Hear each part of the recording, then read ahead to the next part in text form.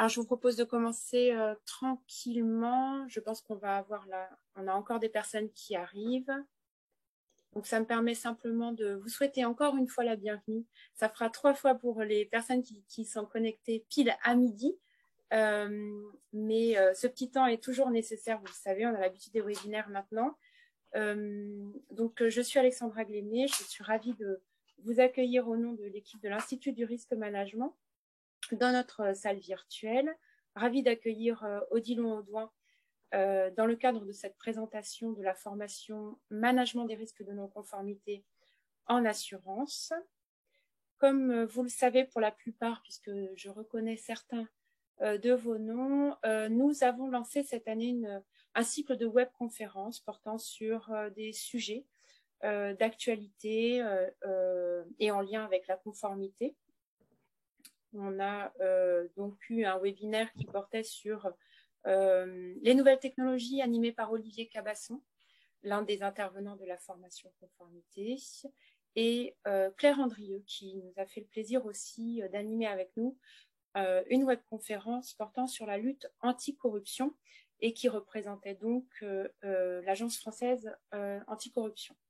Odilon Audouin qui a orchestré ce cycle de webconférences.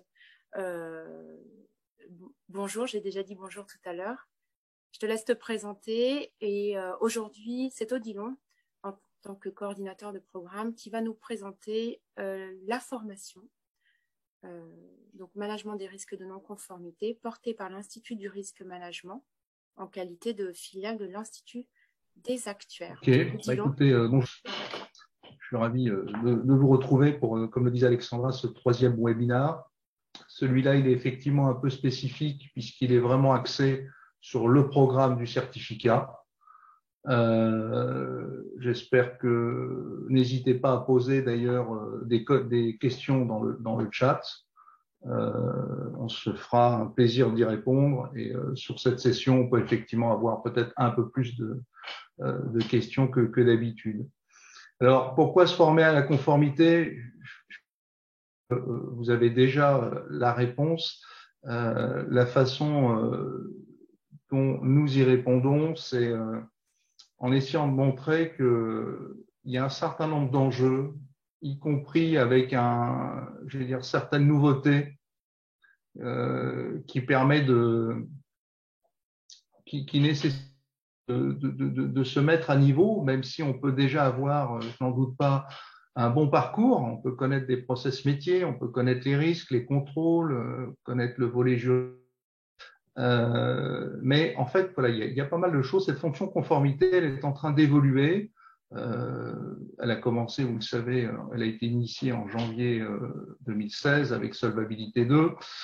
Elle existe d'ailleurs dans la banque depuis 2005, donc ce qui montre bien qu'il y a différentes évolutions qui sont en cours, puisque même la version entre guillemets bancaire a encore de la marge de progression. Donc voilà, ce que j'essaie de vous présenter sur ce slide, qu'on avait vu un petit peu lors des précédents webinaires, c'est montrer qu'il y a un certain nombre d'enjeux et il faut s'y préparer. Et au niveau en tout cas d'une équipe conformité, au niveau de la fonction conformité, de la 2e ligne de défense, de la 2e ligne de maîtrise, il faut se doter des individus, des expertises, des compétences, des backgrounds utiles pour faire vos enjeux. Donc ici, j'en ai mis quelques-uns. Donc effectivement, on vit dans un monde où il y a beaucoup de normes, beaucoup de réglementations en France, en Europe et au-delà. Elles bougent, elles évoluent. On sait tous qu'on en a même moins que le secteur bancaire, donc il y a pas mal de choses qui sont encore à venir. Et c'est vraiment un sujet de la conformité, d'évoluer dans certains environnements, surtout que, vous le savez, la conformité en plus ne s'intéresse pas qu'aux normes en cours, mais également les normes à venir, hein, ce qu'on appelle la veille prospective, qui est un sujet extrêmement important, car il permet à toute une entreprise, quand le compliance responsable conformité est actif sur cette veille prospective, de bien préparer l'organisation et de faire en sorte que quand la réglementation devient effective, eh bien à ce moment-là, il est tout à fait possible d'opérer et parfois plus vite que la concurrence. Donc certains disent qu'il y a trop de normes. Bon, je me prononcerai pas là-dessus parce qu'en fait, il y a certaines normes qui sont aussi là parce que certains acteurs ne savent pas s'autoréguler. Donc, quand on n'arrive pas à s'autoréguler, la logique est que quelqu'un le fasse un petit peu pour nous.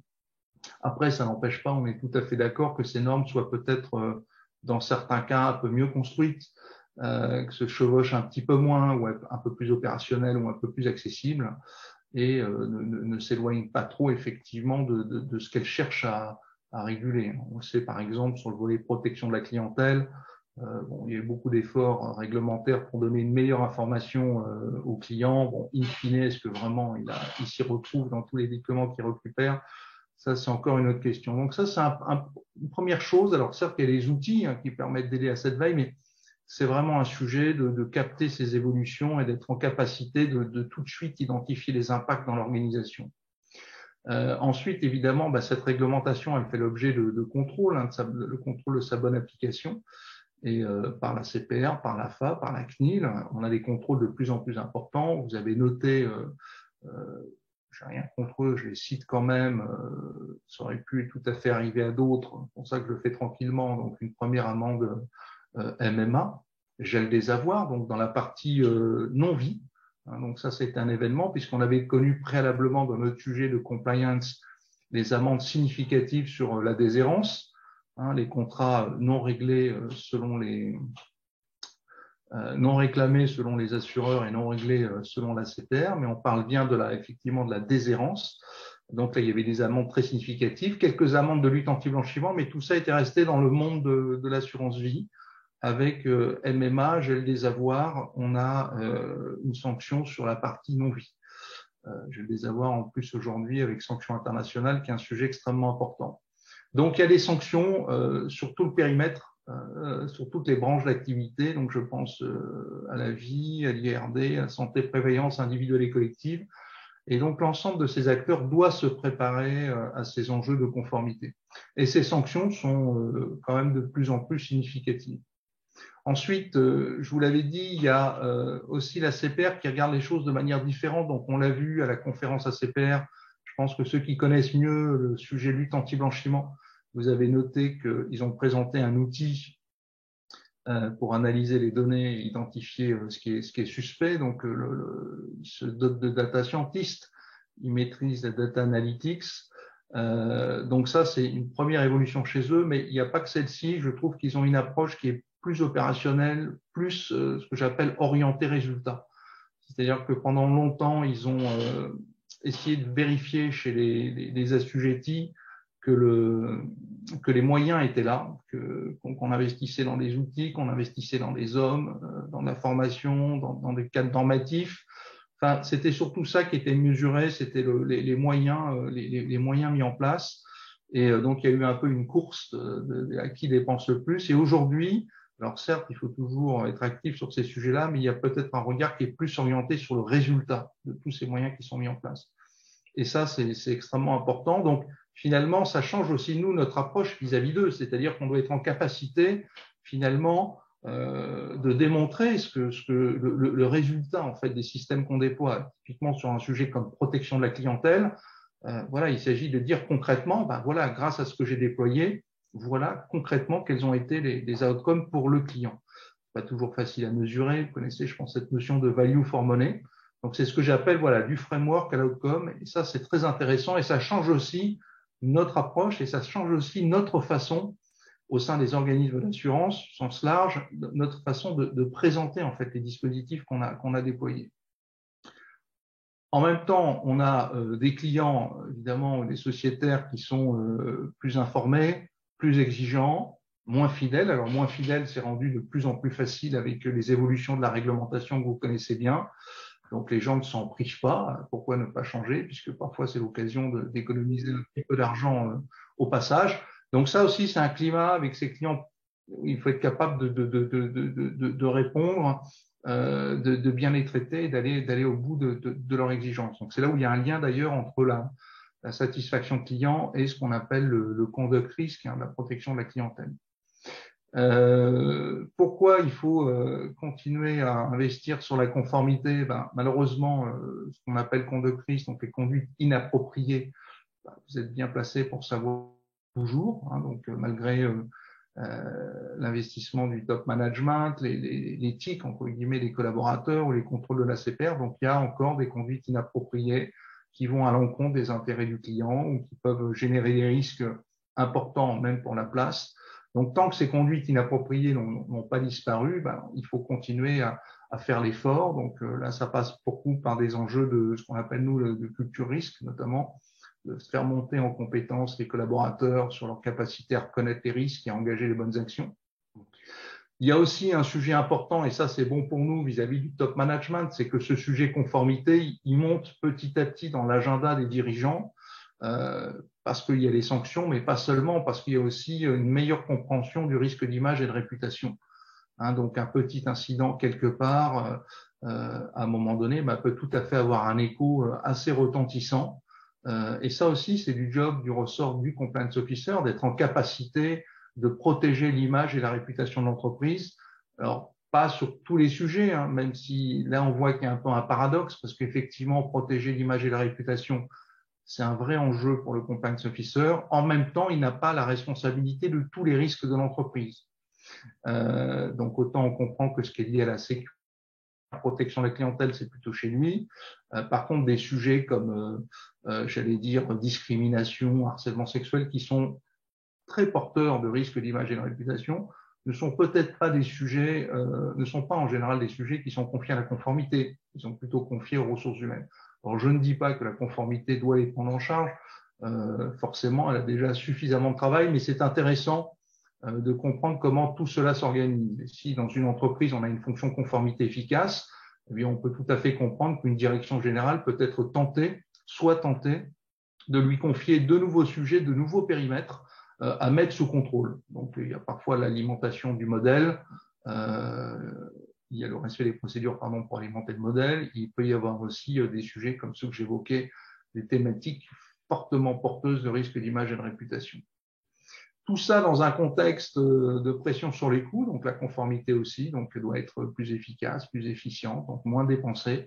C'est pas évident parce qu'on a l'impression qu'on a de plus en plus de choses à faire, mais il y a effectivement aussi une pression sur les coûts. Alors il y a quand même un certain nombre de solutions qui s'offrent à nous. Donc de toute façon, quels que soient les départements de l'entreprise, on peut toujours admettre qu'on peut travailler probablement mieux, même si on est déjà à un certain niveau. Et puis après, il y a l'outillage, ça fait le lien avec les nouvelles technologies. C'est sûr que quand on automatise un processus qui est normalement fait par un certain nombre de personnes, tout de suite, ça permet d'économiser un certain nombre d'argent. Donc, la pression sur les coûts, c'est pas que faire plus avec moins, c'est aussi se poser la question en disant qu'est-ce que dans mon modèle opérationnel je pourrais réussir à faire évoluer en m'appuyant plus sur les nouvelles techno ou en mobilisant mes ressources plus sur des sujets où il y a beaucoup de risques. Voilà, donc il y a cette pression sur les coûts. Il y a aussi la relation avec les lignes métiers. Vous savez, certains d'entre vous me connaissent. C'est un sujet qui est vraiment important pour nous. Donc la filière, d'ailleurs, qui fait partie du programme. C'est juste le slide d'après où on voit bien les différentes thématiques qu'on va traiter dans le programme, qu'on traite déjà, puisque c'est un programme qui est certes qui est encore amélioré cette année, mais qui existe déjà depuis 2 ans. On y passera après quand j'aurai fini juste la partie enjeu sur la gauche. Donc du coup, voilà, donc il y a ces lignes métiers, donc ces services de gestion, la ligne commerciale, ce qu'on appelle souvent la distribution, qui a besoin de temps de vente et donc qui est très sensible à comment est-ce que cette nouvelle réglementation arrive jusqu'à elle. Et il faut en permanence s'assurer qu'on a fait le maximum. Donc, vous connaissez, il y a une recette, un miracle. C'est tout simple, c'est désembarquer quand on décline quelque chose. Quand on décline une norme chapeau, c'est embarquer le métier dans la déclinaison opérationnelle de cette norme, c'est-à-dire dans la formalisation du mode opératoire.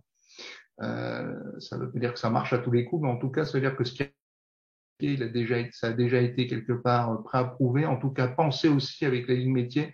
Donc, il y a beaucoup plus de chances à ce que ce soit ensuite clairement appliqué, assimilé. Donc voilà, donc on a nous à préserver, à ménager ces lignes métiers. Vous savez, souvent j'utilise le mot de business enabler ou voilà, un vrai partenariat avec les lignes métiers.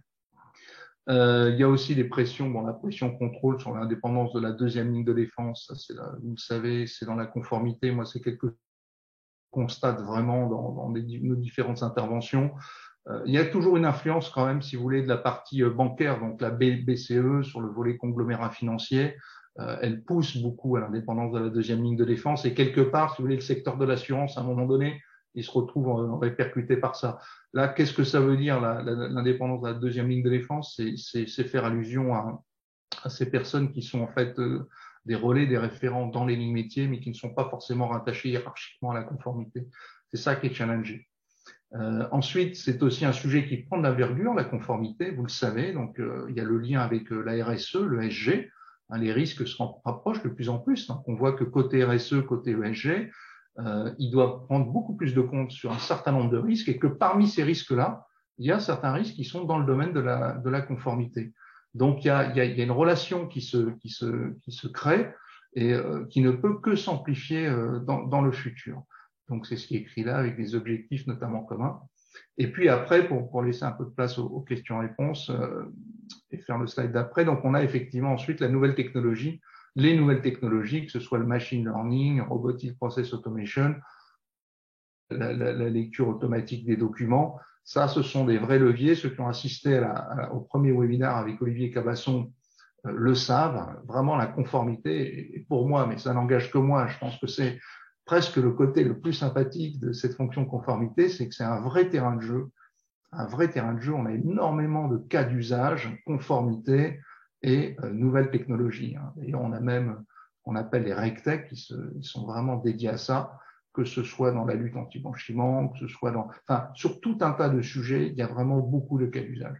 Donc, pour répondre à tout ça, il y a un certain nombre de leviers et tous ces leviers sont englobés par mieux se former, mieux comprendre les enjeux de la conformité, se doter dans ses équipes des moyens pour appréhender chacun de ces enjeux, que ce soit la culture risque, que ce soit la compréhension des lignes métiers, que ce soit la conformité native. Vous vous rappelez, c'est embarquer dès l'évolution d'un processus ou dès la mise en place d'un outil déjà des contrôles conformité.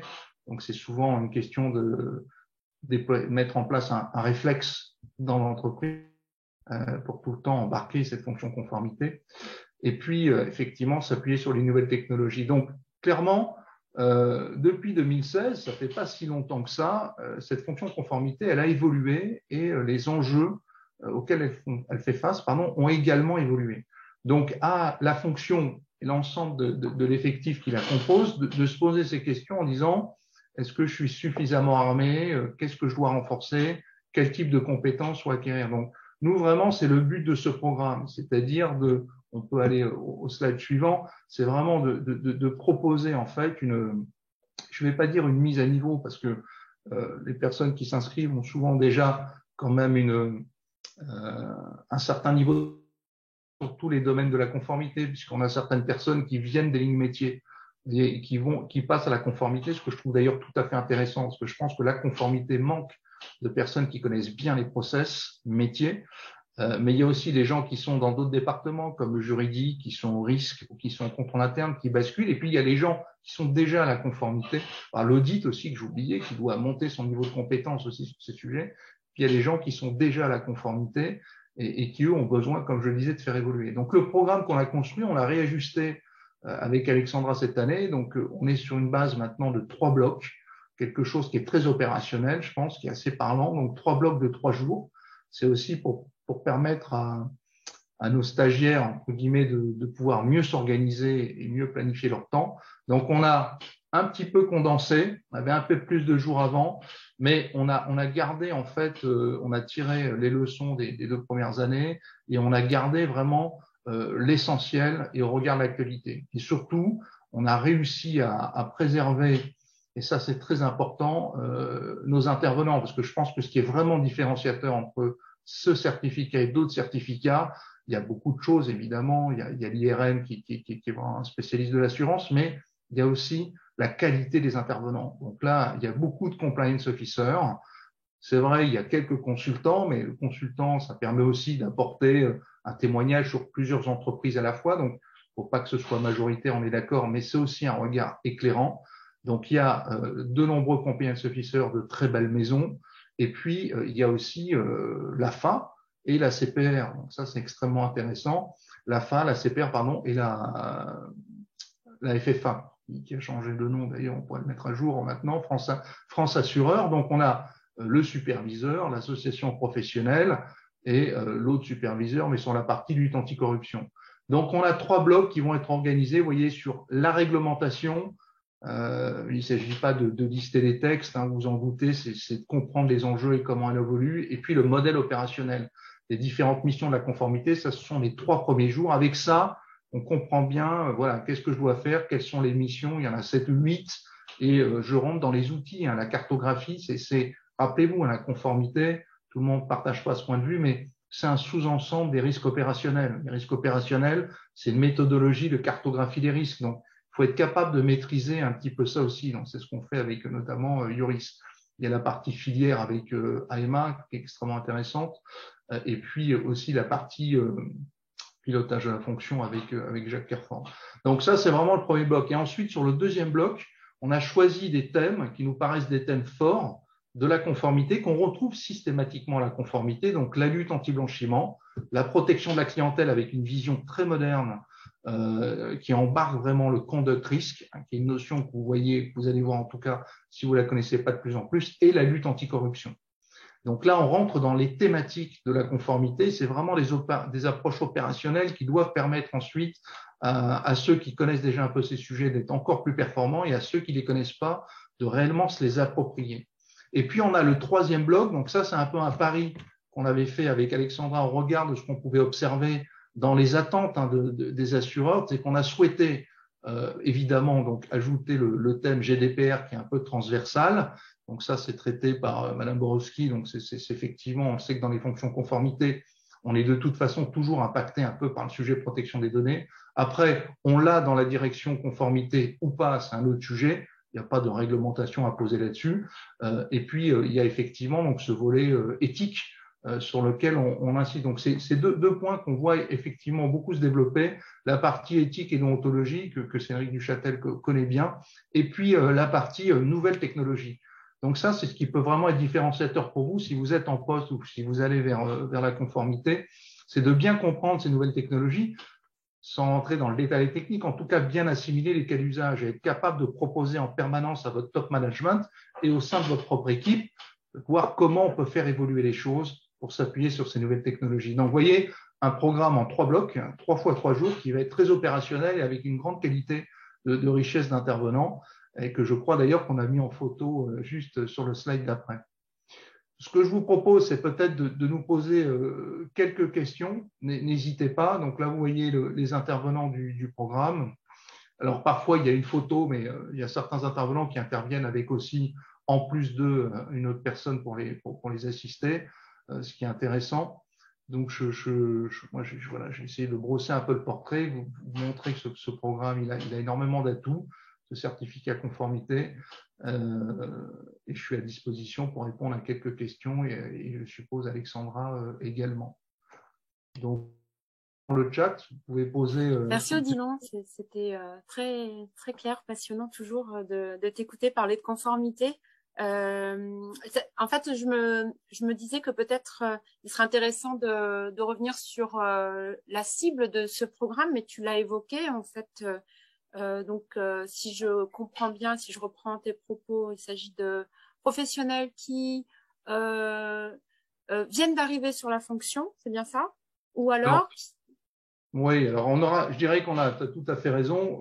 Si tu veux, je peux le dire un peu différemment. Je dirais qu'il y a plusieurs, déjà, on le voit un petit peu dans les stagiaires qui sont inscrits. Hein. C'est vrai qu'il y a eu des stagiaires, on a même eu des consultants qui sont venus, donc des gens qui conseillent la conformité. Mais effectivement, le gros du morceau, et c'est l'intérêt du programme, il y a donc le cœur de cible, ce sont les gens qui sont à la fonction conformité, parce qu'on arrive quand même avec un programme un peu de qualité, avec des intervenants, mais ça s'adresse effectivement aussi à des gens, je dirais, qui n'y sont pas encore.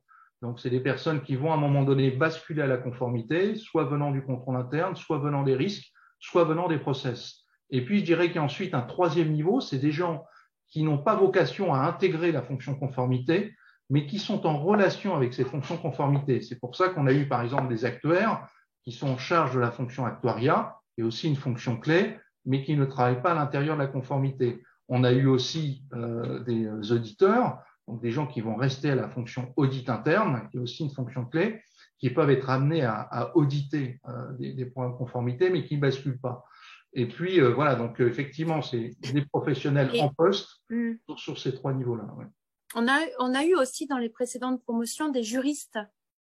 Oui, tout à fait, tu as raison, j'ai oublié de le dire. Donc, il peut y avoir absolument des juristes, alors qui sont soit à la direction juridique et qui basculent à la conformité quand la conformité n'est pas au juridique, soit ce sont des gens qui sont à la conformité et qui ont un background juridique et qui, comme tous les backgrounds, comprennent que ça présente un atout et en même temps, ça présente des points d'attention.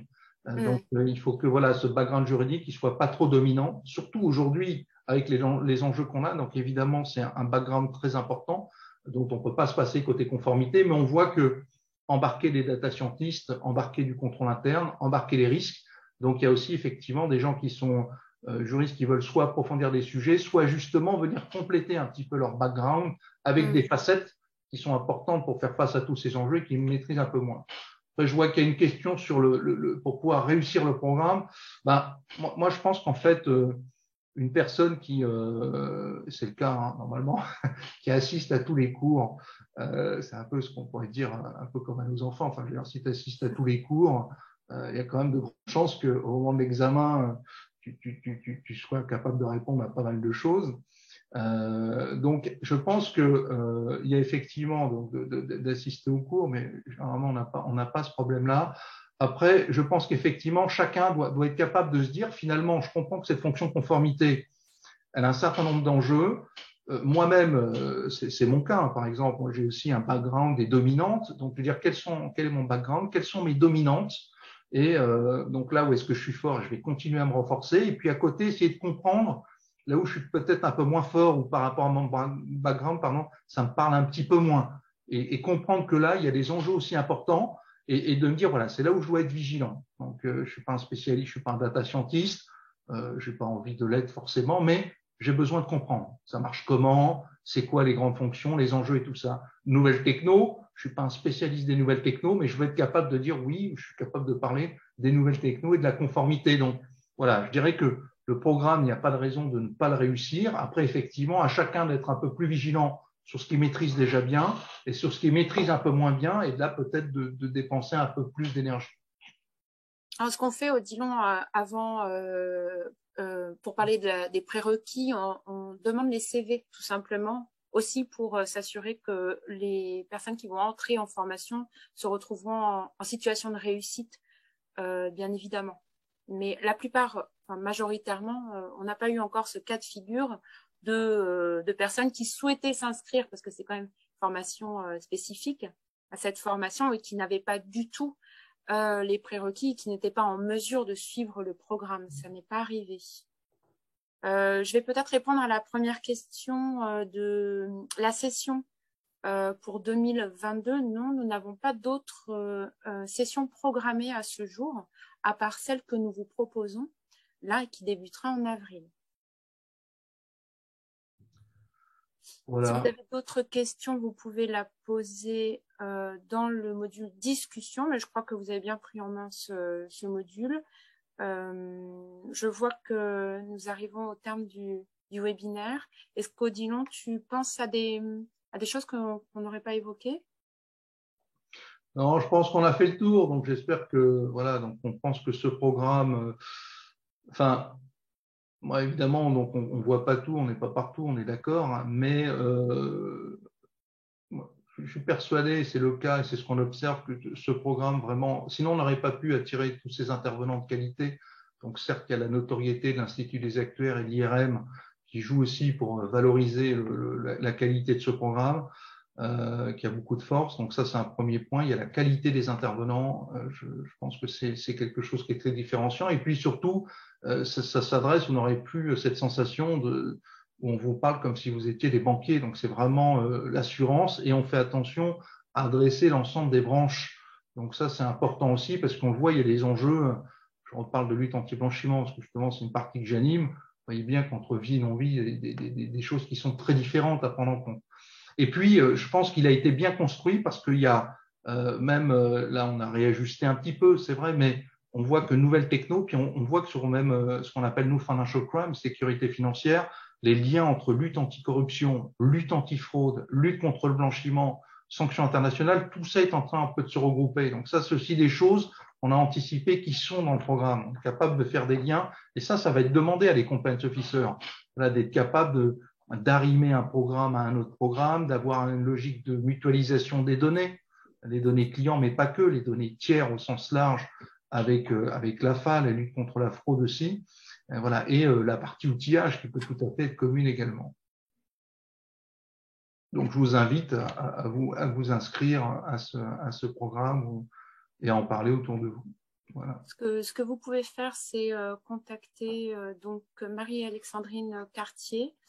L'adresse est visible ici, contact IRM pour toute question, ou nous appeler tout simplement si vous avez des questions plus personnelles par rapport à votre situation, votre capacité à suivre la totalité du programme ou une partie, parce qu'il est aussi construit de manière, de façon modulaire. Donc, vous pouvez échanger avec nous sur ces sujets. Attention à donc le dossier d'inscription, aux éléments à envoyer. Il y a une date limite que je ne connais plus, je ne sais plus, mais ça doit être dans les prochaines semaines. 4 avril, on me dit. Voilà, 4 avril. Merci Odilon pour merci Alexandra. Merci à tous les participants. Merci à tous. Et puis, on vous envoie donc le support. Le replay sera accessible sur notre chaîne YouTube, comme d'habitude. Et on vous dit à très vite. Bonne fin de journée à tous. Au revoir. Au revoir.